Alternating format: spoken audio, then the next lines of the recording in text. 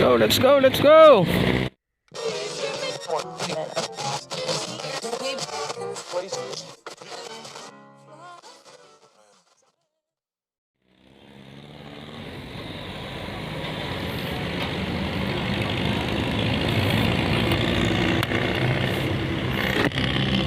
Oh, ayasin lang natin yung helmet natin.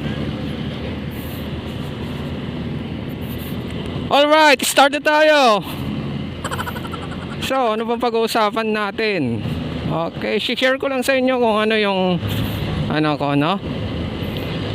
tatlong dahilan or 3 reasons ba't ako nagbe-break in ng motor. Okay, unang-una, binabreak in ko kasi binabreak in natin yung makina ng motor. Kailangan sa unang 500 kilometers niyan, huwag mo munang harurutin, no? Kumbaga parang ano lang yan parang tao lang yan Kaya pag bata ka, nagpa-practice ka pa lang na maglakad. Hindi ka naman agad-agad na tumatakbo, no? Gano'n din sa makina, gano'n din sa motor, no? Kailangan hinay-hinay muna sa umpisa. Pwede ka mag 60, 70 kilometers per hour sa sa first 500 kilometers. Then after 500 kilometers, pwede ka na mag-increase ng speed. Okay? So wala ka nang problemahin doon. Break in na yan. Pero dapat siguradong naka-change oil ka na nun. Okay? Bakit 500 kilometers mag-change oil?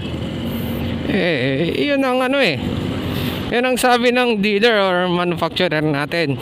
Wala tayong magagawa kundi sundin natin yun. Kung hindi, magkakaproblema sa motor natin.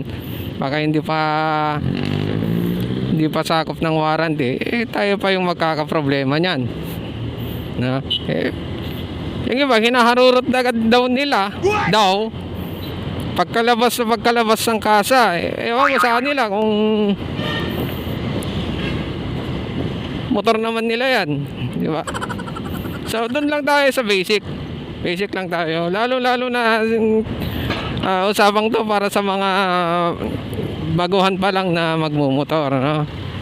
Okay, pangalawa, ano ba yung reason ba't ako nagbe-break in?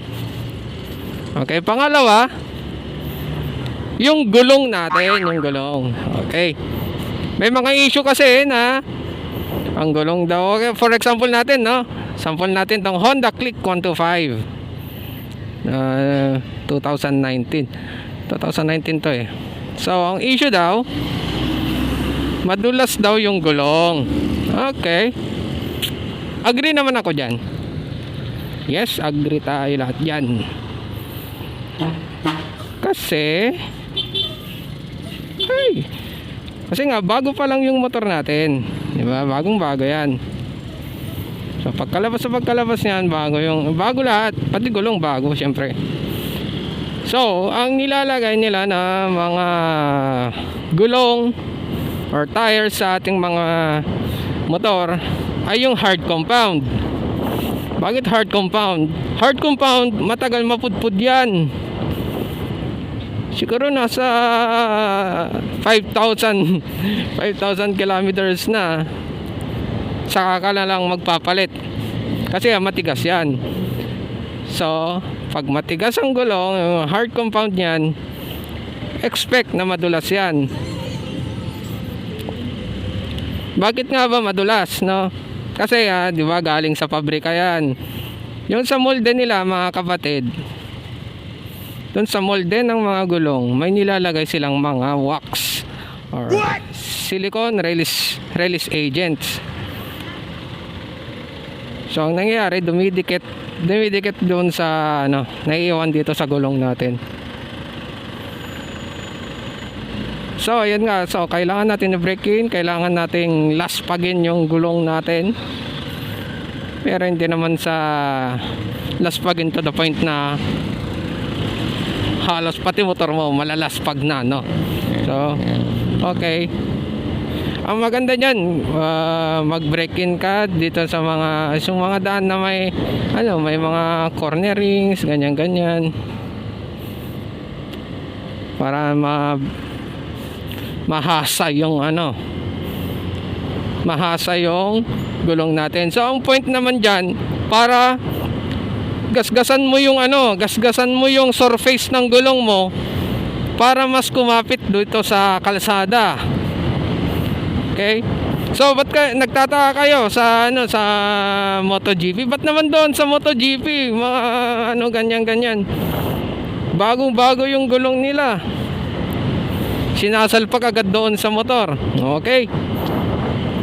Oh, bakit nga ba, So, ang ginagamit nilang gulong doon, soft compound. Kasi pang truck yon. Meron silang, ang tawag dito, binabalot nila ng heater yung gulong para yung init niya, yung temperature na mainit pa rin. Ibig sabihin, mas makapit yon sa kalsada kapag mainit yung gulong. Okay? May mga soft compound din na mga available aftermarket para sa mga scooters natin. Pero ang bilis nilang mapudpod, lalo na pag ginagamit sa city driving. Okay, so enough na tayo dyan sa gulong na yan. Pangatlong reason ko ba't ko bine-break in to. Mamadali si kuya. Okay, pangatlo, yung handling, balancing. So, ang bine-break in natin yung katawan din natin eh. Dapat sinasanay din natin yung katawan natin sa motor. Okay?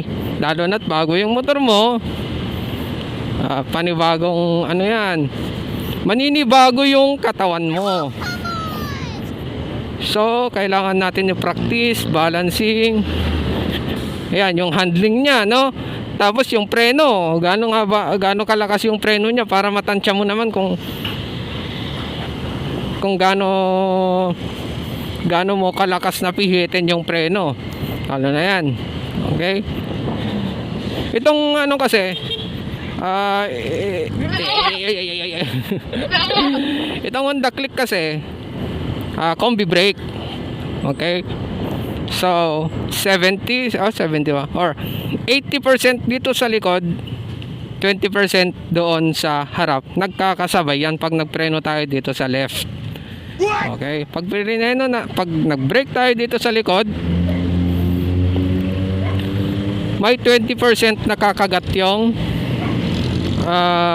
brake pad natin doon sa disc brake sa harap. So, sabi nila, maraming na-aksidente dito sa Honda Click.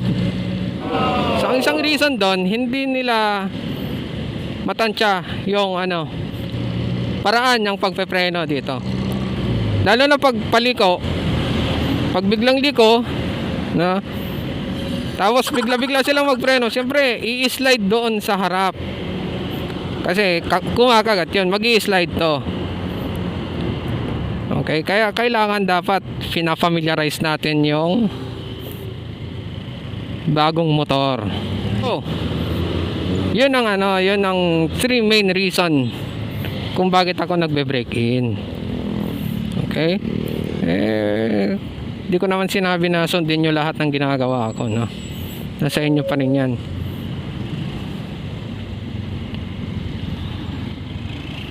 So, okay guys, ako